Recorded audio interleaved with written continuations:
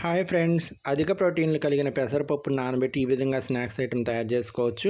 వరి పిండిలో కొంచెం ఉప్పేసి నానబెట్టిన పెసరపప్పు, ఇంకా ఉల్లిపాయలు, పచ్చిమిర్చి, కరివేపాకు ఇవన్నీ వేసి బాగా కలిపేసి జీలకర్ర ఇవన్నీ వేసి బాగా పిండిని కలపాలి. మిక్స్ చేసిన కొంచెం వాటర్ పోసి కొంచెం గట్టిగా మిశ్రమం మనకి చెక్కలు చేసుకుంటాం కదా, ఆ మిశ్రమం వచ్చే విధంగా ఈ విధంగా గట్టిగా పెట్టుకొని బాండీలో ఆయిల్ పోసి హీట్ చేసిన బాగా హీట్ అయినాక ఈ విధంగా చేసుకొని ఆయిల్లో వేసేసి ఉడకనివ్వాలి.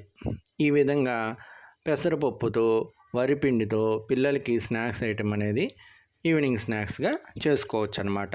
చాలా టేస్టీగా ఉంటాయి. సరిపడినంత ఉప్పు, సరిపడినంత కారం, పచ్చిమిర్చి ఉంటుంది కదా, బాగుంటాయి.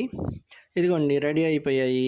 ఇవి పిల్లలు చాలా ఇష్టంగా తింటారు. విలేజెస్లో ఎక్కువగా ఇది ఈవినింగ్ స్నాక్స్గా చేసుకుంటాం అనమాట.